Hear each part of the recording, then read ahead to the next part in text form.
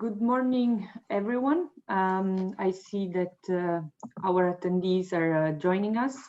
So I would like to start by thanking you all for joining us today for another webinar. The webinar today has a focus on China's food and beverage sector and the impact that COVID-19 had on the market, on this market sector. Today in our panel, we have our Rafa Jimenez from Enterprise Estonia, the Estonia Asia Trade Agency. He's the project manager for China, and he will give us a brief introduction on the export situation to China. The introduction will be followed by Pablo, that I see that joined us just now, from Avens. Pablo has already more than 10-year experience on the Chinese market, in particular on the food and beverage sector. And he will give us a presentation exactly on what the COVID-19 means for the food and beverage sector. And he will give us also a perspective on what was the consumer's reaction. Also, I would like to thank Jonas Puvi from Salvest, who joined us today. And he will share his experience as an Estonian company exporting to the Chinese market. He will tell us more after Pablo's presentation. Now, I would like then to give the screen to Rafa for his short introduction. Thank you, Ilaria. Let me share my presentation first. I hope you all can see.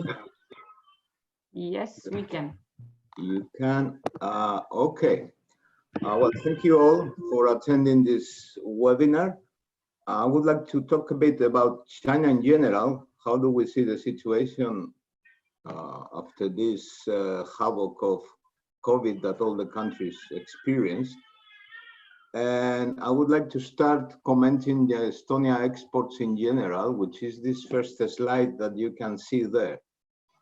Obviously, during the first quarter, as every other country, Estonia exports to China suffered a lot. I have to say that if you see the drop during the first quarter, which was almost 7%, which is, however, below the average of the European Union, which was some 9%. So there was some hopes at the beginning of the first quarter that the resilience of Estonian companies could help, but we were not sure because it was all unpredictable, not only for food and drinks, for everything. However, in April, May, and June, in the second quarter, the situation improved a lot. You can see from the numbers there that Estonians' resilience is high from all of you and other sectors, so I congratulate you guys. And the period April-June, exports of Estonia to China went close to 40%. Of course, part of those exports were exports of the first quarter that could not be fulfilled for whatever reason, but that's part of the resilience, recovering quickly and reacting quickly. For July, we have preemptive figures. I cannot disclose yet, but we feel confident that the trend still is up compared with 2019, which is quite a success given the circumstances. Pablo, I'm sure from Avens, given the long experience in food and drinks, I'm sure can talk more about this special sector because it's a bit peculiar for China. While we don't know what might happen with, let's say, Internet of Things or robots or any technology in the future, what's the role of China worldwide? I think Pablo, which can comment later, will agree that when it comes for agriculture, when it comes to food and to drinks, the needs of China will persist forever. So it's not now. Of course, the needs will change, but in terms of the sector, it's not that we can say China, there will be one day that they don't need food, agriculture, or drinks. This will not happen for reason that if you ask Pablo later, he can explain to you. Okay, second slide of interest is this one, where is what happened to the retail sales of consumer goods in China. You can see here, this is December, where they have been keeping a growth of retail sales of about between 11 and 8% during many years, because the graph we have starts more than 2 years ago. And when arrives January and COVID starts, the lockdown of Wuhan and other cities, it falls 20%. Then they have a kind of, it's still too early to confirm, the V-shaped recovery, where they didn't reach previous levels, of course, but this data of minus 1.1 is from July. So they are growing the sales of retail sector quite quickly. Okay, too early yet to confirm. Everything is too liquid, but this is quite encouraging for you as exporters and thinking about the consumers in China. And what I consider the most important slide here is this one, which is my final slide, and I will give pass to Evans. What happened during COVID? How were affected the different categories? It's not the same food and cars, of course. And this is what we get from the National Bureau of Statistics in China. You can see that the two categories we're talking today, food and drinks, they went up. We cannot say the same of household appliances or cars or clothing, which is a big disaster for China. But however, food and drinks saw as basic needs a strong resilience to this crisis. So things will change, and I want to learn how will change due to COVID, and I want to learn with you. And I think that Pablo will explain us what has changed and how Evans see the short-term and mid-term future for consumers in China regarding food and drinks. And Ilaria, with this, I have no more slides, and you can continue with today's webinar. Okay, thank you all. Thank you very much, Rafa, as usual, and welcome, Pablo. I think you can start sharing your screen now and to give us your presentation. Okay.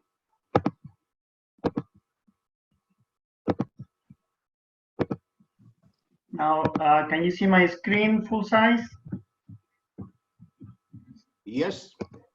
Okay, then I will start. Good morning, everyone. Basically, we will see how COVID has impacted the China food and beverage market, particularly imported food and beverage market. And we will divide this presentation in 4 parts, not of equal size, but 4 parts anyway. We will see how we closed the year 2019. So what was the direction in which the Chinese market was heading? And then we will get to see what happened exactly during these months due to COVID-19 impact on the market. We will tell the story on how things change in the streets due to COVID and how that made an influence on what the Chinese eat and drink.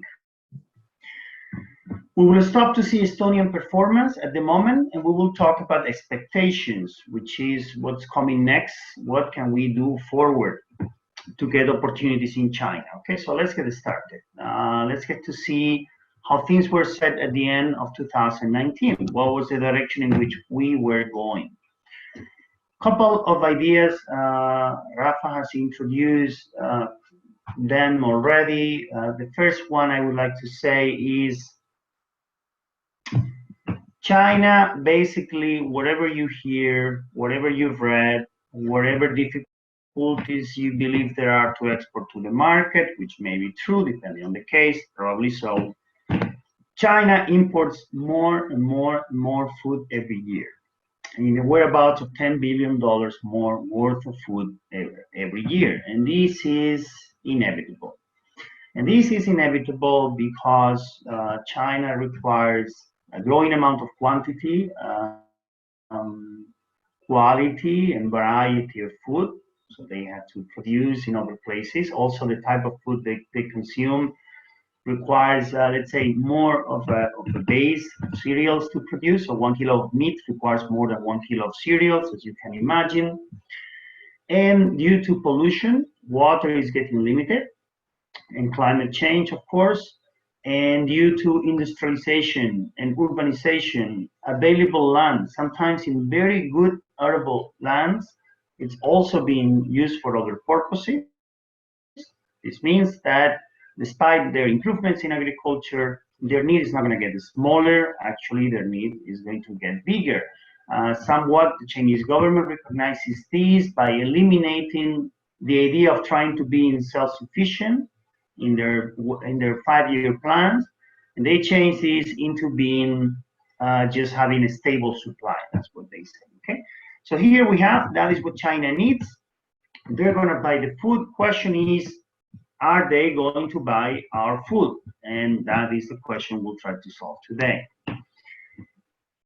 Another thing that happened in 2019, the other major thing that happened in 2019 is that we had a very relevant case of African swine fever in China that is spread to the region. Some of you may say, Estonia does not export pork meat to China, so what is the relevance to my case? And it's quite relevant because pork meat is so important in China. Between 60 to 66%, depending on the year, of all the meat consumption was pork meat, that if you increase its price a lot, the price of any alternative animal protein will increase, and the imports of any other animal protein will increase. So with this issue, in which China may have lost half of their pigs, which means the world did lose 25% of their pigs, the price came up for pork meat, and with the price of pork meat, the price for any other type of meat, Estonia is there getting closer to export chicken and fish. And fish is quite relevant because you do export a lot of fish to China, okay, or in a growing amount. So this is the other thing that happened in 2019, which have a good impact on imports of any other fish or animal protein. Okay, if you want to see the numbers, here you go. Meat and offal from 2018 to 2019 increased 71%. That's as much pork as China could buy last year. Seafood increased 33%. We're talking about over 50 billions with B here. Dairy produce increase, of which you are an export, fruits and nuts, of which you are also an exporter, and basically everything except for oil seeds, which came down a little bit due to a number of reasons, trade war included. So that was how we ended 2019. China importing more and more food.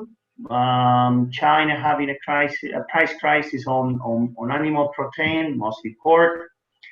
Categories growing, and the main concern for exporter was China complexity. Okay? China was a good market, but it was complex and it was competitive, and that is what we needed to deal with. Now, 2020 comes and situation changes quite a bit. We're going to see the temporary evolution of the situation, the impact of imported products image, change in consumption, food pricing, and logistics. Logistics is more important than you may think of, because we need to transport our products to China. And if the price for transportation increased 30%, then yeah, we may have a problem depending on the product. So let's get to see the temporary evolution. January and February came as a shock, okay? It was quite confusing in January.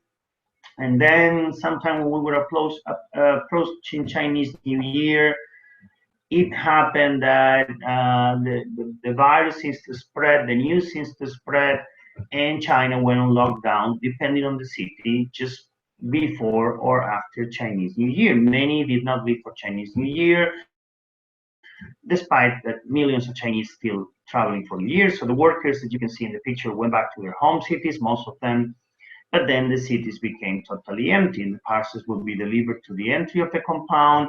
Cities will be empty for 2 months. Of course, it started changing totally the type of products we were consuming. If we were not going out, and this has been the case for basically all the months of lockdown and restrictions and social distances, we had a huge drop in image, social, and gift products. Okay, some wines, spirits, or gourmet products that were commonly sold at restaurants or gift as on special occasions and gatherings. Those have a struggle for these months.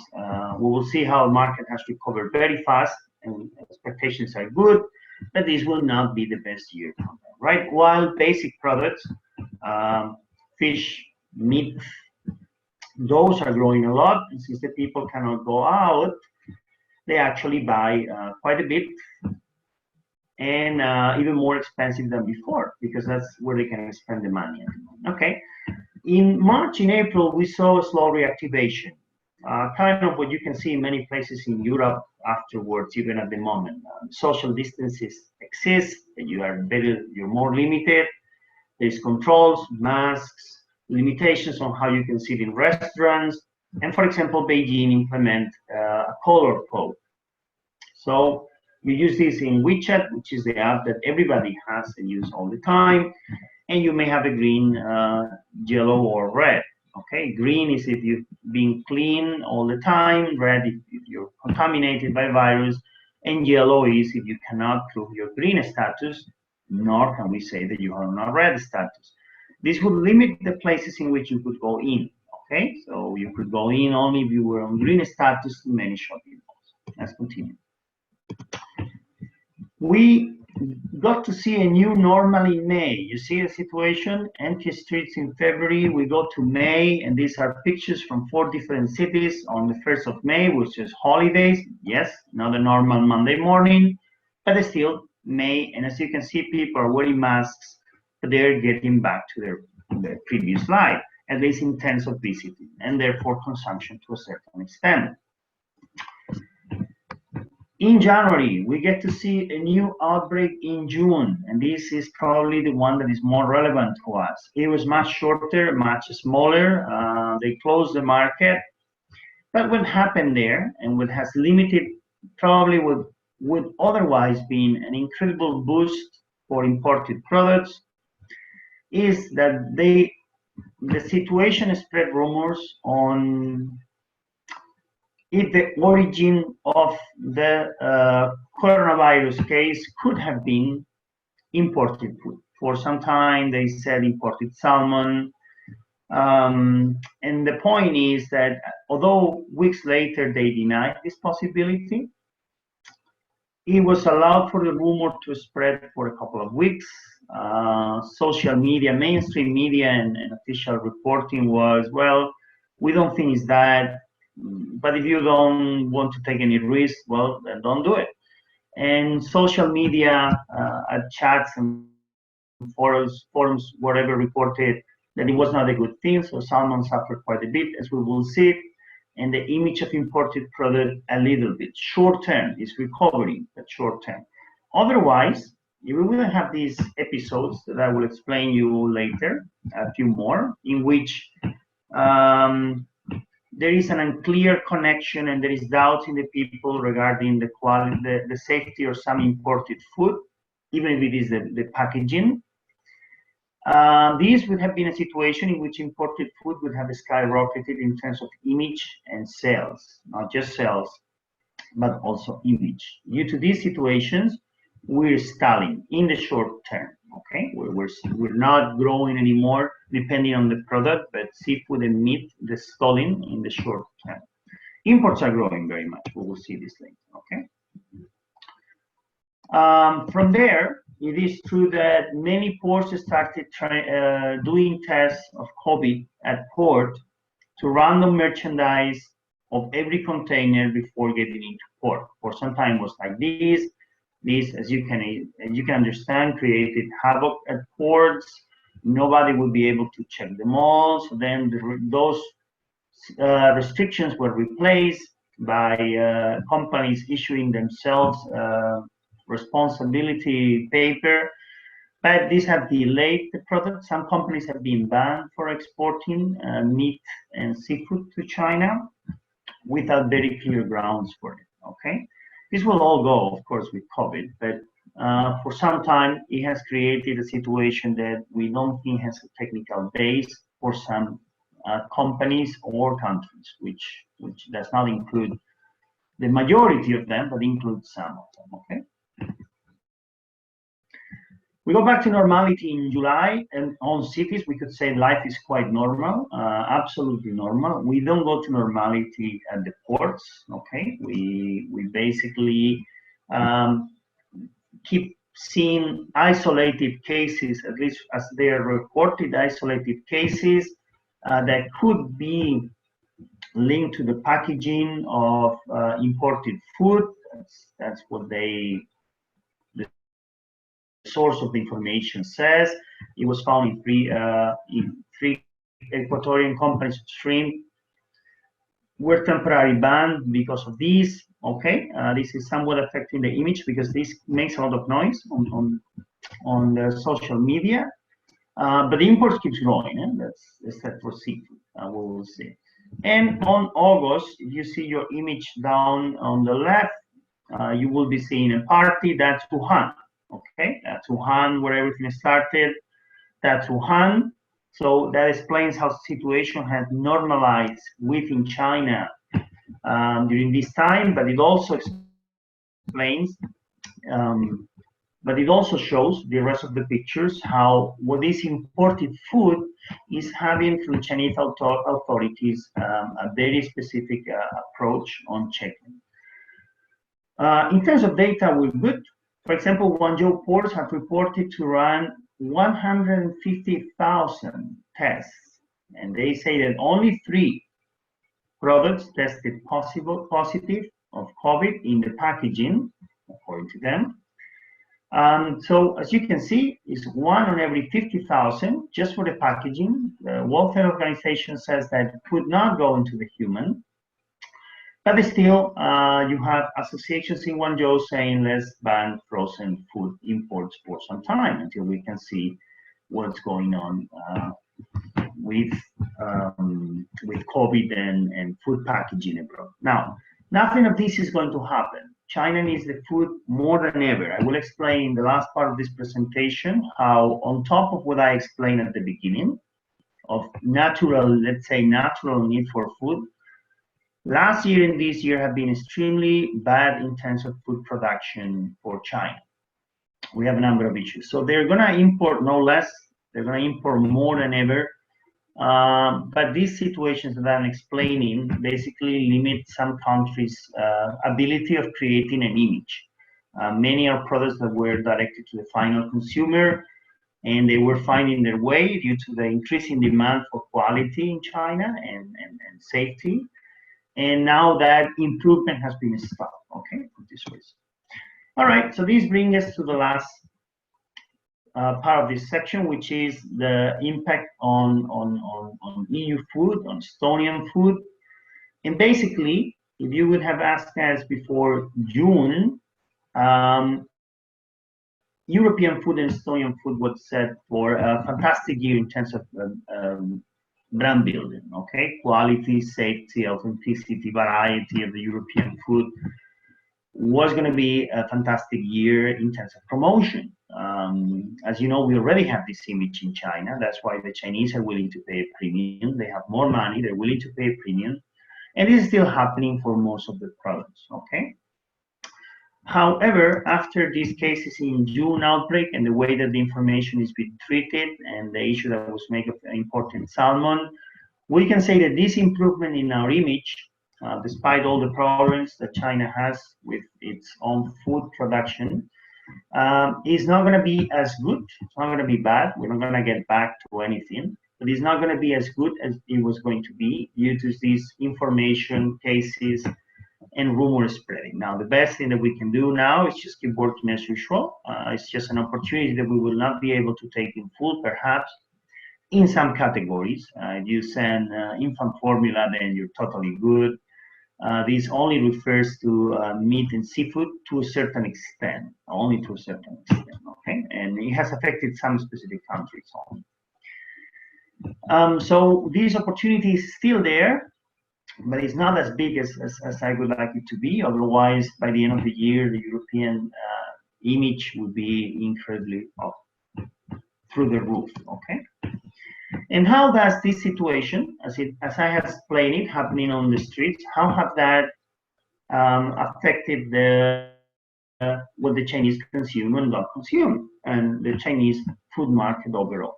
And we have to say, when I say this, not only think in Shanghai and Beijing, okay? This is entire two cities as well. This may be happening in most of the cities, let's say at least 16. So this is not just a person in Shanghai or central Shanghai or central Beijing having these changes. It goes for anybody who could be a potential market for you, okay? So let's see three angles for this situation. We have consumers. We have how consumers, how they have used different channels will have determined the products, or they're all determined, or they're all interconnected. Consumers determine channels, channels determine products, and so on. So the consumers basically have stayed home a lot more, at least from January to May, and it's slowly getting back to normal, or not so slowly, it's getting back to normal quite fast.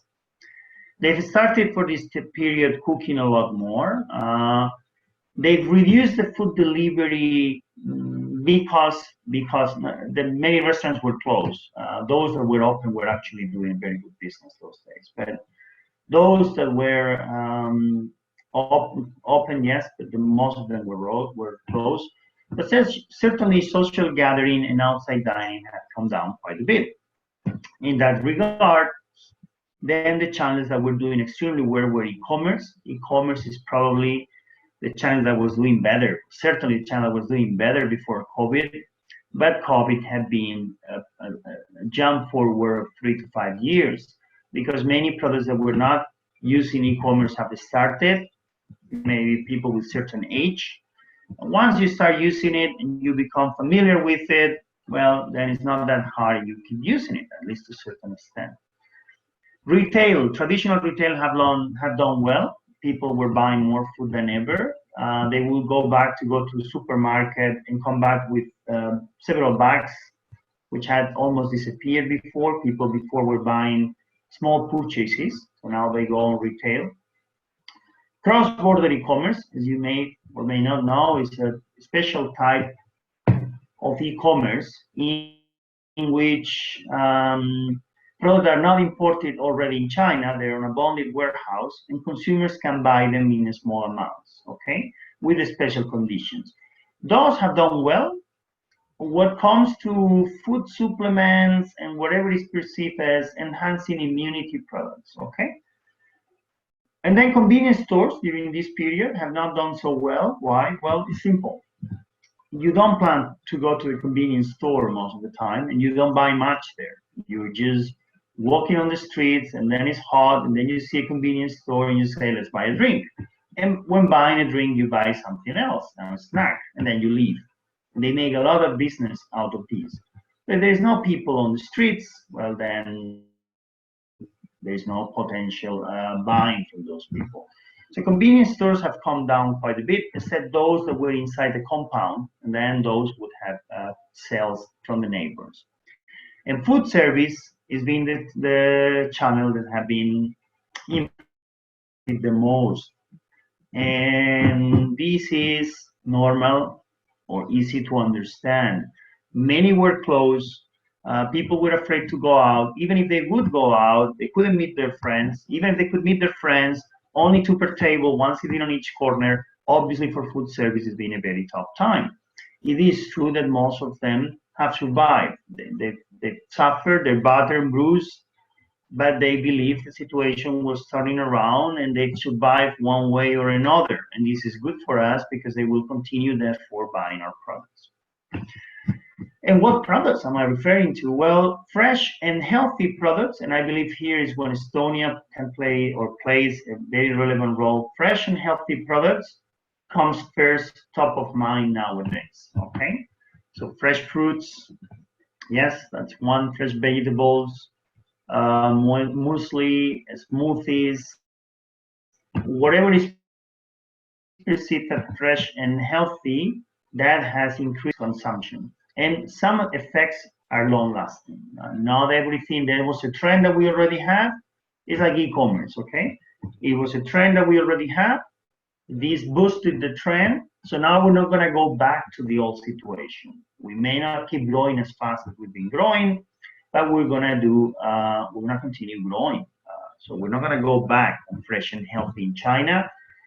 Basic products, that is the fish, the meat, these dairy products as well. Dairy products have increased quite a bit as well. Estonia also export those. Basic products have also increased. People are at home, so less beer, more milk. Believe it or not, that's how it works. Impulsive purchases, of course, have come down. So snacks, for example, snacks have increased, normally for medium and big packaging. But the packaging that was selling on convenience stores, well, are not doing so well because people don't go to the convenience stores. Image products. Image products are, what is an image product? Is any product, food and drink, that the people will eat or drink because of the image that is projecting to others. In China, a very good example is craft beer, cider, which Estonia produces, wine, specifically expensive wine, liquors to a certain extent. Those are not products that the people will consume as much if they're staying home, similar to Europe, but to a much stronger extent. Those are products that the people will consume mostly going out, okay? If there is no going out, image products are hurt, and gifting, if you don't see people, then there is no gifting. If there is no Chinese New Year, well, then there is no gifting. So that is how the situation has changed. It has rolled back. I mean, if this balance was like this, now it has balanced a bit. That is a bit the situation that we had, okay? If you would like to check what the Chinese people did more during the epidemic, 89% of them will say that cooking. That is an astonishing 89% of the interviews say cooking more. If you would like to see what services consumers tried for the first time during the epidemic, remember, if they get used to it, they will continue using it. So here you have on the right side, tried for the first time, online learning, remote working software, short videos, and so on and so forth. And what's the percentage that will keep using it? This is going to have a boost in our marketing, in our sales as well. If any of you, and liquors, a good example, I have, there is this company, this distributor in China, Spirit 19, Haro, actually, Rafa and Ilari may know him. He basically sells expensive liquor, which is exactly the product that I said, yeah, it's going to have a tough year. It's going to improve. It's going to be very tough. So last time I talked with Harold selling expensive liquors, I told him, yeah, well, how are you doing? And he said, listen, I'm doing well. It's simple. I used to sell 70% to restaurants and 30% to other channels, including online. But I opened my WeChat shop in November, and in December I was listed to 2 major platforms. In this case, it was Tmall and JD.com. And I'm selling the same. Only now is the other way around. Now I sell 70% online, 30% on the restaurants. So basically, my year is going to be a square.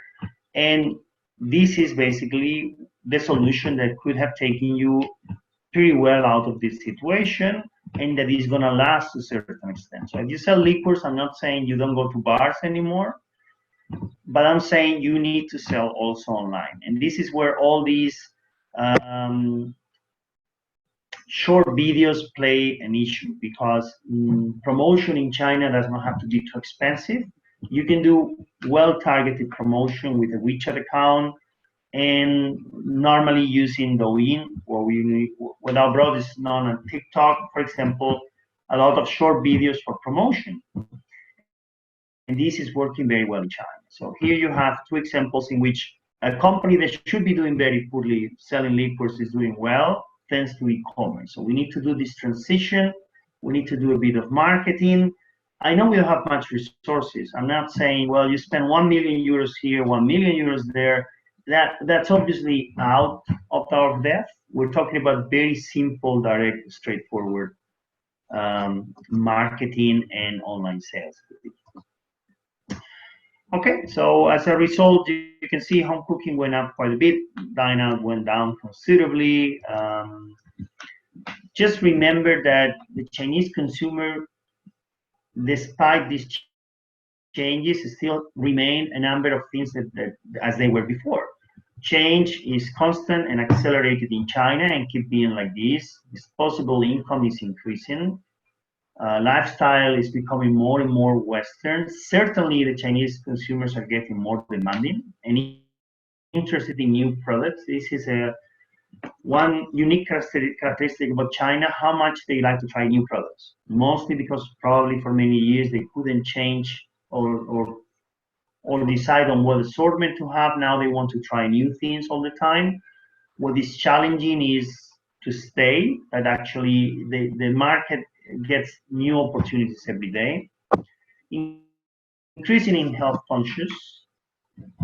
Their understanding of food and beverage is still under progress. That is why we need to do a little bit of education. Again, we don't have much budget, so probably WeChat is going to be our tool, which we're going to explain why our product is different, how to consume it, why is a good idea, what is the story behind this. We're going to tell this story in a very visual way. There is increasing demand on safety and traceability. This is good for Europe. This is very good for Europe, actually. Only we need the time to explain it in China, so we cannot react in 1 hour to a post spreading a rumor. That will take a few days or months. But safety and traceability are key advantages for Europe. There is many products that are based on image projection that are penetrating the household. This is also good. One good example. Coffee is, you go to China, you see coffee places all over, and you'll say, wow, these people do consume a lot of coffee. But then if you try to buy a coffee pot, you will find no place to buy a coffee pot. That is because the Chinese don't have coffee at home. They only have coffee outside. And coffee is being more an image product or a social product than actually for self-consumption. Now this is changing, and this is good. Same is happening for certain types of drinks, in which we can include the cider very slowly, craft beer certainly, and liquids. Okay, there is an initial interest in sustainability and animal welfare. This is going to be very good also for Estonia. I would suggest to start including it in your messages, not as the main thing because still is not big. You just put it in your messages, and they're strongly looking for convenience. That's why e-commerce is doing so well. Okay. All right. Going back to the epidemic, if you ask them after the epidemic, which food products consumption do you want to increase? You see yogurt, meat, improved immunity products, baking, snack candy, packed vegetables. They're going to increase a lot on everything. You see, even the smaller one, meal replacement or canned food, which is not big in China, is 15%. But this shows how much Chinese are going to put more interest in what they eat, more budget in what they eat, even more than before. Okay, and many of them, 2/3 of them, consider that their consumption after the epidemic will either be the same or will increase, or will increase a lot. So 2/3 of the Chinese think that in terms of food, they will increase a lot. Okay. This takes us to the situation on the channels. Traditional retail, as we were saying, was growing okay this year after being stalled for several years. People go back to large purchases, so they go to traditional retail again. Convenience stores were doing very well up to the end of 2019, but this year will not be its best years due to people not being on the streets. Food service, well, basically they've lost 5 months of sales. They will never get that back, but most of them have held their ground and spending for the situation to turn around, and it seems now has turned around, so they are all open.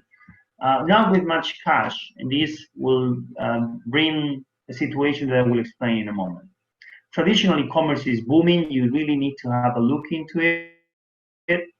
If you're exporting to China or want to export to China, not in any way, not just saying you just open a shop at Tmall, that's going to be your best strategy. That's very expensive and very complex. Online sales are a good way in, but we have to do it as simple and lean as possible. Otherwise, it's too complex and too expensive. Marketing have moved from online or offline to O2O, multi-channel strategies, O2O integration. Cross-border e-commerce is good for some food supplements, and gift channel have decreased. Now, if you see last year versus this year, the total retail sales have come down.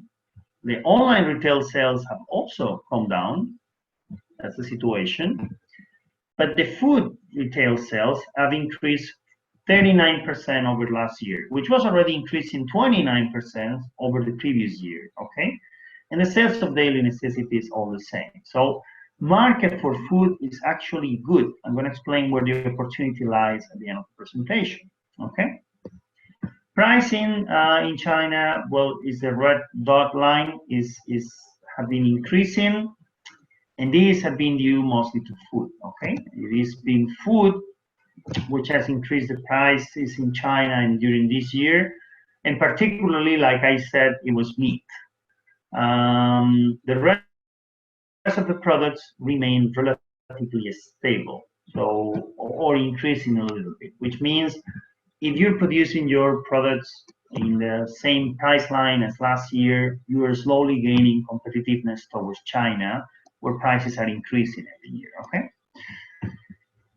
And logistics, as last part of this second section of this presentation, what has happened to logistics? Because if you're exporting to China and other places, you're probably feeling the heat there. And this is what has happened to the logistics. Sea freight logistics was extremely messy from February. It normally happens for a couple of weeks. It's Chinese New Year, so if there is Chinese New Year, factories close.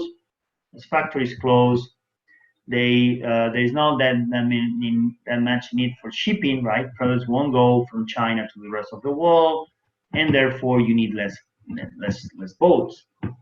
What happened is, imagine that Chinese New Year basically extends not for 2 to 3 weeks, but for 2 to 3 months. Well, then basically the shipping lines start saying, why do we need this many routes, or the route to happen 5 times a week? Why not twice a week? Why not once a week? And this is what happened. This is what happened in February and extended until April. Basically, there was very few lines, and therefore shipping was expensive. Also, the situation at the ports make it expensive in China. And since the worldwide trade is being disrupted, so has worldwide logistics. Okay, prices are slowly coming back, but they are not back to normal yet, because when China basically went over these 2-3 months lockdown, then the rest of the world started having their own issues. So we're having delayed customs for processing the entry and the clearance of the products, and we're still seeing shipping prices high. And if your price is too tight, well, yeah, this is affecting the price and the ability to export. But generally speaking, sea freights are coming back to normal slowly. It's still expensive, but they will normalize soon. Domestic logistics is normal from April. Okay, we can say that at some point in April, internal logistics was normal, especially intra-city and between cities. But then it got disrupted in certain areas again from June due to rain and floodings. Okay, so there's a lot of rain this year, an incredible amount of rain in central China, in what is the Yangtze Basin, and all the cities from Chongqing to Nanjing, we're having a lot of logistical problems and flooding. Okay. And what is a problem is the air logistics. There is no flights. So anybody who wants to go to China will notice that, well, you can't because you don't have the adequate visa. But if they give you a special entry permit, there is no flights. So if you're flying your products to China, the price is 20 to 30% higher, and because there is actually no flights in which you can get your products in. So this will end, but a little bit later. This will end when the airline industry gets back to normal, which could even go as far as next springtime. In the meanwhile, air logistics will remain expensive. All right, so that was COVID during the months of, that was China during the months of COVID. We'll see what to expect later on. But let's get to see the Estonian performance. Okay, Estonia does not export that much to China. I think there is a lot of potential lock there that you have to unlock in 2000, but it was growing, certainly from 2018 to 2019. Fish and crustaceans were growing, and fruits and dairy produce was basically at the same level. This not necessarily is just because China was buying more animal protein, but certainly it did help, right? And China will continue buying a lot of animal protein in the next 3 years at least. So the fish exports to fishery and seafood exports to China will continue doing very well in the coming years, I'm sure. You become proactive, then probably you can increase even more. Dairy will also see maybe not as good, but also a good situation in the next 3 years. What we need to get is more categories here, right? Fruits is also doing well. Here is a bit tricky. Chinese don't report as much or at all. Well, Estonia reports them, but the exports are there, 5 million. So these categories will continue doing well. What we need to do is get more categories to export to China. You can find online Estonian beers. You can find Estonian liquors. You can find snacks. Okay, this is good. There is all sorts of candies, bakery, pastry that you can export, chocolate certainly so, drinks that you can export, tea. There's many products that you could export where we could make some headway. Here you have some of the ones you find in Davao, in Tmall. We're able to find at Hema. Hema is a supermarket chain. Not necessarily you have to be there. Koala or Benlai. Benlai is a smaller one, which means we still have many places where we could enter. I think it's relevant that more companies actually try. We will see how to do it now. So this was a situation. What can we do this year as an Estonian company? All right. Just understand that it depends on the scenario we're in. In February, we were in the worst case scenario, high intensity. Then slowly we moved towards the best case scenario, eradication or high mitigation. China is in high mitigation. In the process, the 11th of June, remember, we stepped back, but that was quickly controlled. And basically, we're now on high mitigation. Now, on high mitigation, the market there will basically consume as much as before, if not more. The question or the challenge is how to get our products to the consumers. And it's not going to be at all a good year for China food production, okay? I'm not going to get into details, but we have floods in all what is the Yangtze Basin, so huge amounts of animals and cereals that will be destroyed or will die this year. Droughts and locusts we have in different areas. So it's going to be a bad year for food production in China, which means they're going to import this year and the coming years more than they used to import. Okay, and this is already happening. This is inevitable. This has already happened. The impact we will be able to tell in the coming months and years. But it has already happened. It's nature. That's the way it goes. Climate change will make it more extreme. So the opportunity in food consumption will be higher. Also, China production will turn to more basic products because of this situation, leaving more space for imported products on more luxury or snacking or products. Okay. We have the tensions China-US. Actually, they're now these days discussing how is the stage 1 going, the phase 1 going. It's not going well. You can see the tensions between the two countries are high. It is possible that we have all sorts of new tensions and potentially trade wars, at least temporary trade wars in the coming months. That opens a lot of opportunities because the US products will do two things. They export a lot of soya. That means that food will become very expensive in China. Anything that requires soya for breeding any animal, basically, particularly pork. And they also export a lot of pork, so high tension on pricing in China. It will be easier for us to export. And we've come, and a good proof that these shortages are coming is the food frugality, let's say, I'm not going to say regulation, but policy passed by the government. It's not that, basically the idea is the government, Chinese government sent one day the message of no food waste, okay? There must be no food waste in China. Now, this by itself is a good thing. No food waste. This happened last week. No food waste is a good thing. It's environmentally more sustainable. There's no point where we should waste food. So the idea is not bad at all, but it's the circumstances in which this happens. It happened out of the blue. It happened overnight, and it shows that actually, yes, in China, I think it's a good example of, yes, we have an issue with food. We're gonna have shortages. We're gonna have to import a lot more food to try to keep this as balanced as possible. Try not to waste any food, okay? So the idea is good. The reason is not exactly, it is more belonging to short-term conditions, I think.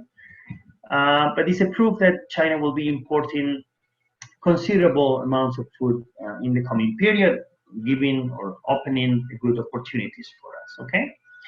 Now, I've explained all this. In the next few months, the imported F&B, I'm gonna go just on the key ideas because I've already covered these, but yes, we're gonna keep the customs control on certain products, fishery and meat mostly, but the Chinese will keep consuming high quality, safety. They see Europe as a great market for buying food that is safe, quality and variety.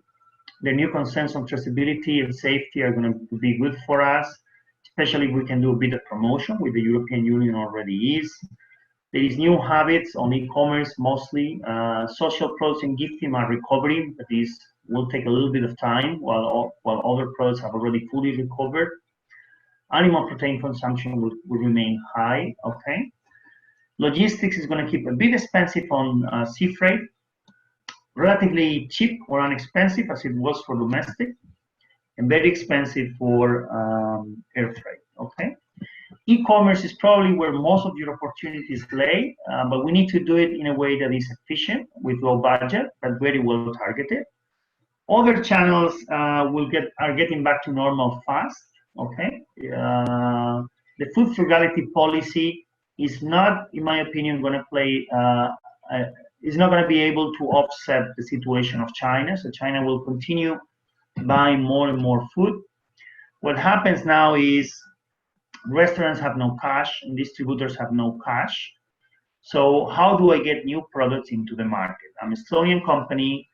I want to get my product into the market. How do I do it?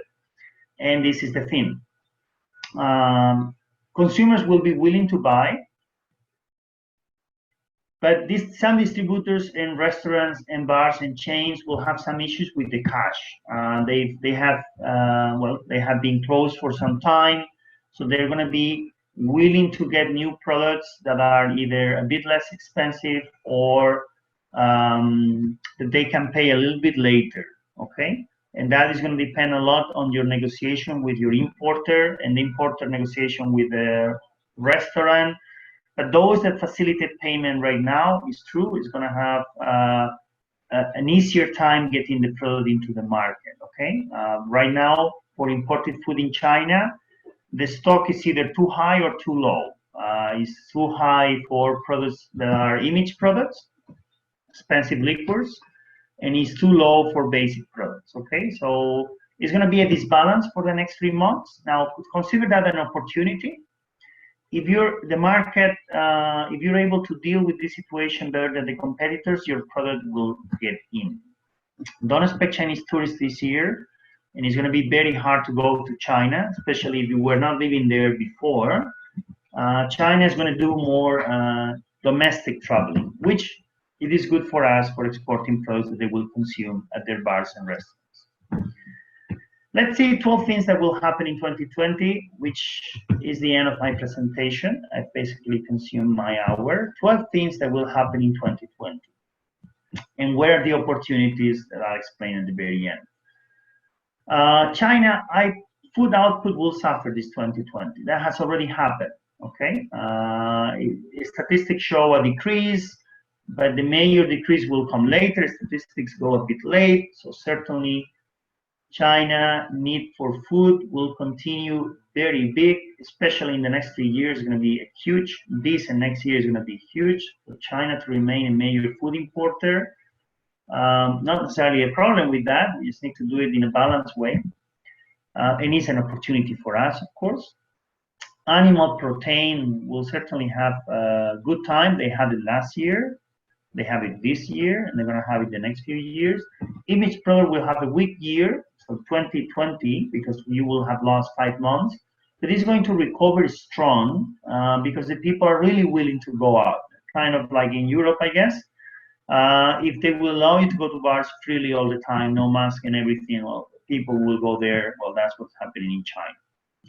Consumers will continue to be demanding in terms of variety, quality, and safety. And I believe Europe has these 3 qualities well embedded, and the Chinese consumer recognize them. Tariffs on food are not going to raise. Actually, potentially some may be reduced temporarily. E-commerce to expand. That's where a big opportunity for Estonian companies lay on being able to implement simple but effective e-commerce policies in China.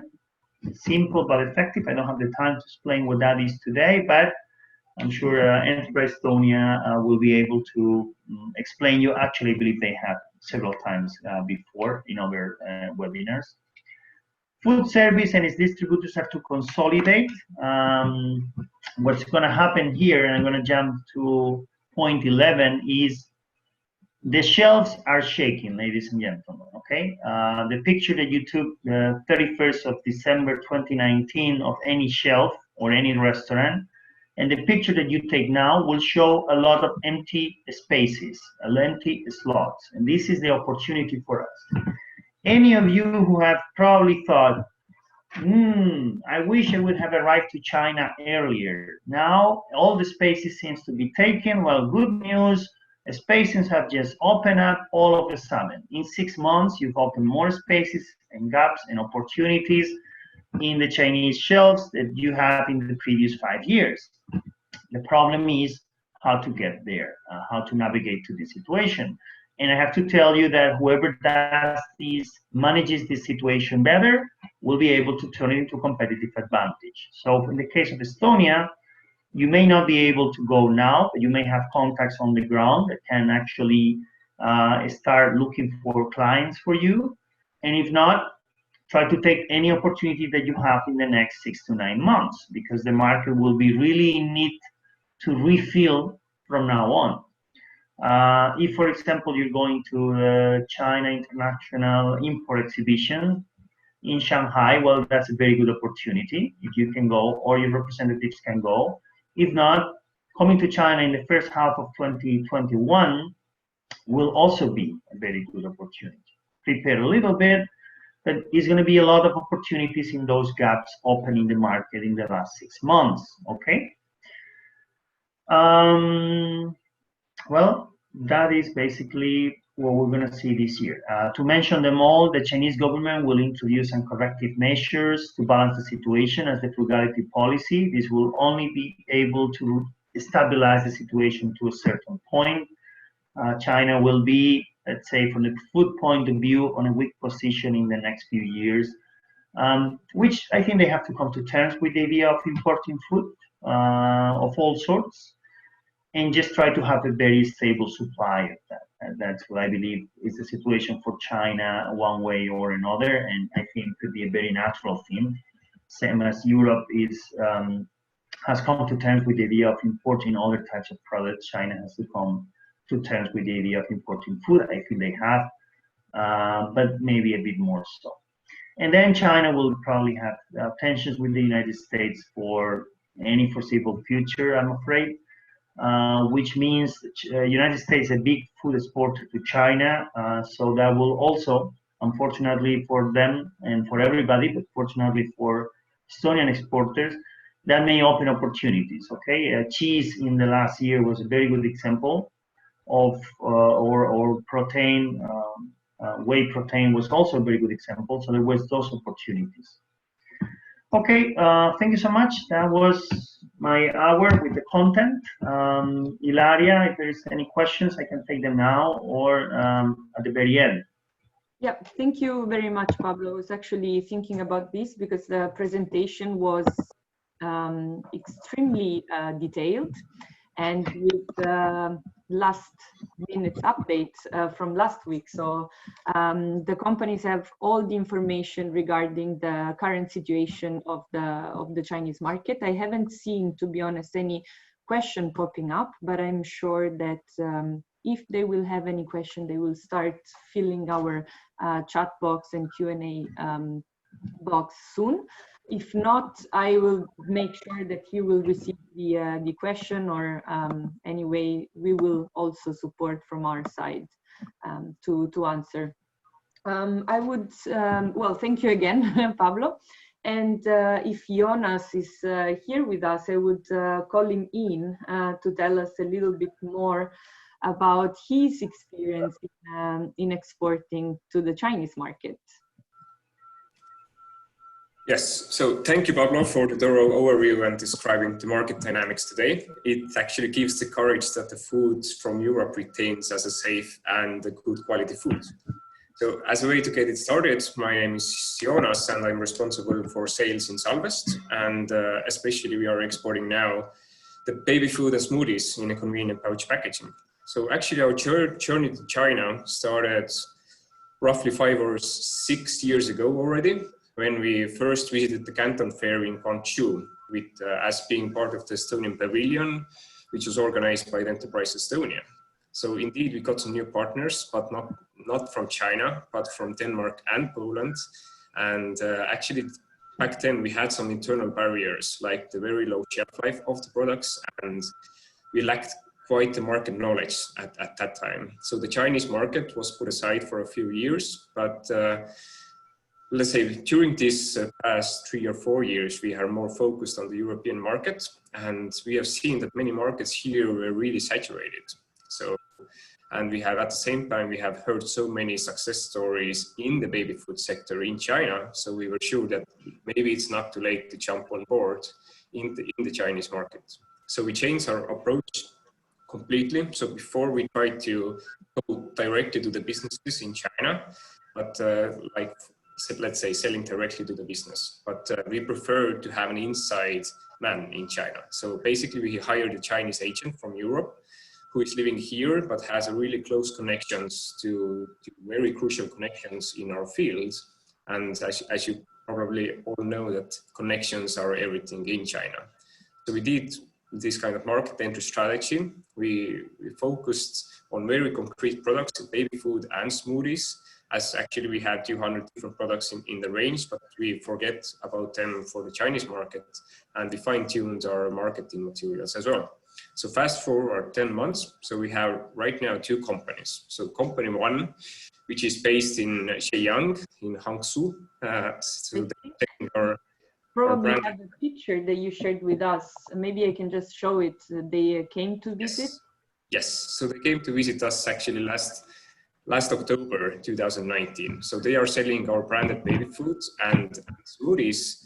And the other company, number 2, will be the subcontracting business. But I will come back to the company 2. Yeah. So the question, how has, let's say, the COVID-19 influenced our business in China? I can say that very directly and strongly. So actually, without pandemic, we wouldn't make business with the company that you can see from the picture, because they were planning to go public in this spring. So they had to cancel their IPO, and due to that, they had some free space in their projects calendar. So we signed the agreement, we did the due diligence, we registered our trademarks, we had the prepayment done, we had the shipment done, so the products are already in China, and right now we are selling the baby food and smoothies. And here I want to say my biggest credit to Ilaria, who did a really thorough background check for these two companies, and actually it gave us the courage that we are dealing with different companies in China, which is really important. And actually, so the container typically goes to China for, let's say, 6 to 8 weeks from Tallinn to Wenzhou, but this time it took 11 or 12 months. And the shelf life of the products is 12 months, so it is really crucial that it doesn't go further than that. This 11 or 12 weeks was just enough to still start the proper business. And the company too, who we started or about to start the subcontracting business. So I visited China in the middle of January. So I think I might be the first, let's say, Estonian who exercised the social distancing, because it didn't reach the Estonian media yet when I was there, but the Guardian, the UK media, already warned me about the potential outbreak. And actually I was a couple of hours car drive from Wuhan.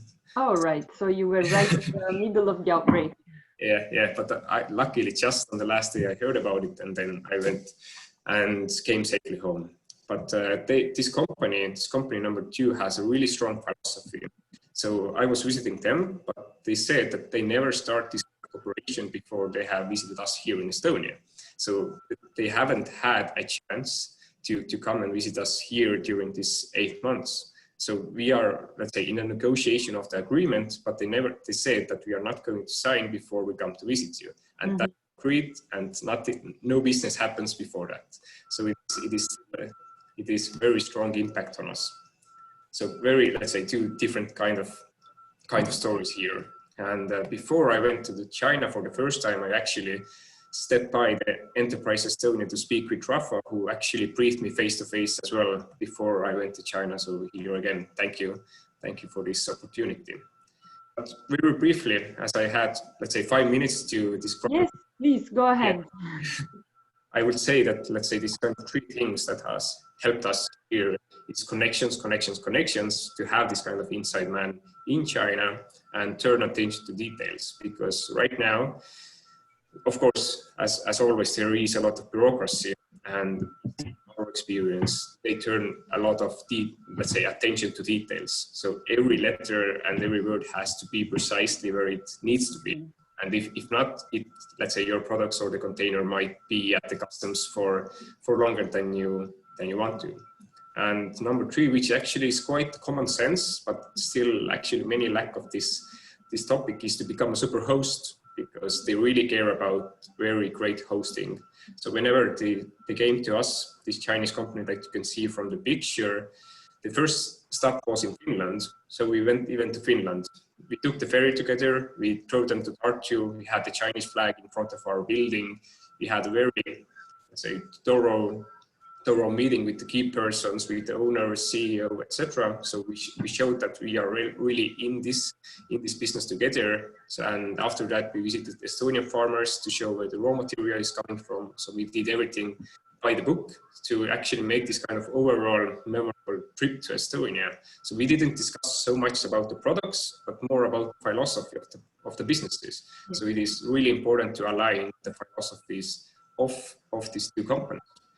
And what are next steps? So basically, it's for us, it's a little bit too early to say what exactly about the marketing, branding, and what kind of, let's say, sales channels we are going to be in upcoming years. But right now we are starting with 1,000+ grocery stores in China. So this company actually have their own outlets. So we are starting in this brick and mortar, but of course we are, let's say, looking more into this e-commerce platforms as well, as Pablo just showed and said as well.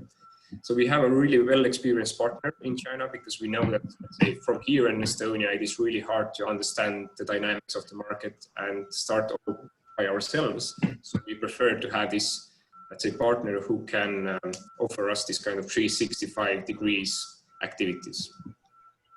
Yeah, so basically this is our experience now. I think there were some other pictures as well, but this is from the company. Yeah, we can show them. I think so this one you can see from the wall as well that they have this philosophy: do your work hard today. So they believe really in this hard-working culture as well. Yeah, indeed. And actually, I'm glad that I will show also this one because I wanted to comment also on this last point that you made of being a great host when they come to visit.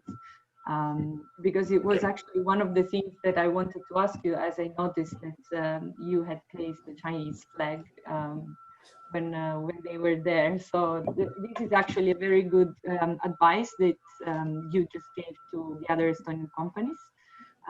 It was a very, I think it's a very good experience, the one that you have. And I really wish that also the second company can come and visit you here in Estonia soon. And if not, we will try to find a way to make it happen, even digitally if necessary.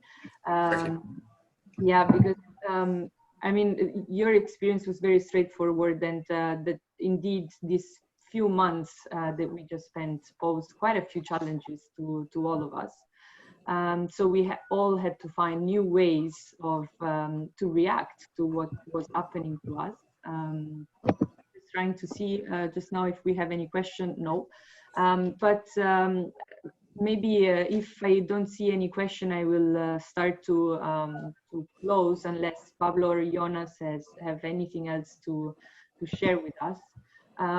But so yes, we also as an organization had to react quickly, and we started to activate ourselves to support the Estonian companies in any way possible, even working remotely. And well, one of the examples was that we actually, Jonas, were in contact during the quarantine period. For a week. Then we activated as Enterprise Estonia a hotline service to support the Estonian companies with their queries on the Asian market, where also our colleagues, me and Rafa's colleagues from the other countries have supported us. We provided, as you mentioned, Jonas, all these background checks for the companies that were willing to partner with other Chinese companies, but also temporarily we did it also for sourcing from China, since we were all in need for this medical equipment. And well, one of the pride, and this is why I mentioned, Jonas, that if we have the chance, maybe we can find a solution digitally, is that last month, one Estonian company managed to sign online digitally with Hubei province, actually close to Wuhan as well, an agreement to start export to the Chinese market. And this is one of our pride, because personally I would have not seen it possible, signature of an agreement, of an export agreement done online, but it was possible, and it's successful. So now the company is starting, I think they already shipped their first container to China. And well, these are all the good news that we could give. I don't see any question coming in. I'm not sure whether Rafa is seeing them. But if we have no more comments, then I would wrap up.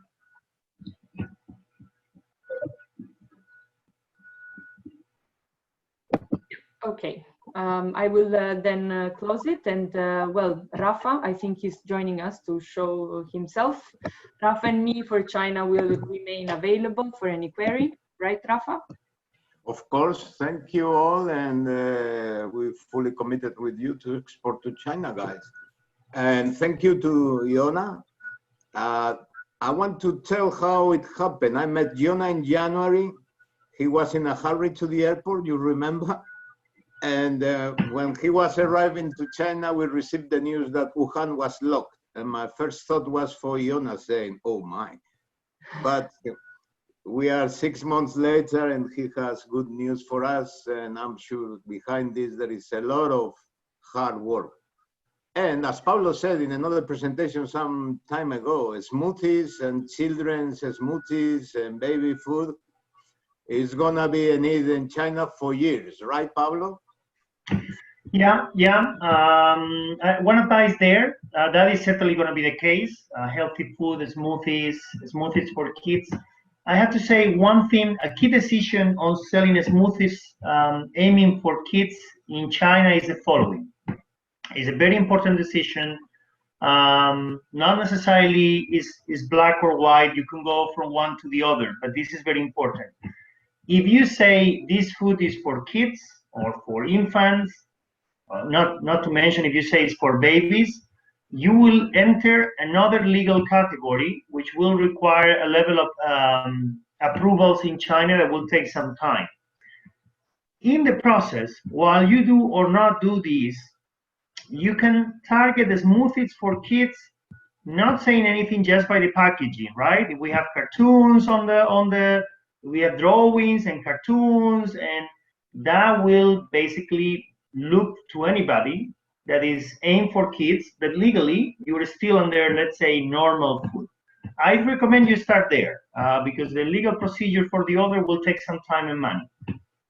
I think it's same recommendation for all of you in organic food. While you explore the market, you can claim it's organic, not in the label, because as Pablo said, you would need to go through a special process, but it's accepted commercially that if you claim it's gluten-free, it's the same story, or organic. So I think that's the way Iona decided to proceed in China, perceiving as healthy food for everybody. If it's then marketed as for baby or not, that is up to the company, and I'm sure Salvest will know better than us what to do, depending on the relation with your importer there, or your importer. So thank you again to all. And Ilaria, you need to buy the baby food, which is for, I eat Salvest products and I'm not a baby. So. Yeah, indeed. When I will be back soon, I guess, as I am now in the procedures to prepare myself to travel back, I will have to get a smoothie in China. So definitely will do that. All right, I am not seeing questions coming in, but again, I think all the participants have our contact information. I will make sure that we share the recording of the webinar and the presentation, Pablo, if you agree with this. And any question will remain available also after the webinar. Yeah, we'll send you the PDF. Perfect. Thank you very much, Pablo. Okay, and my pleasure. Thank you all for participating. Thank you. Bye. Bye-bye.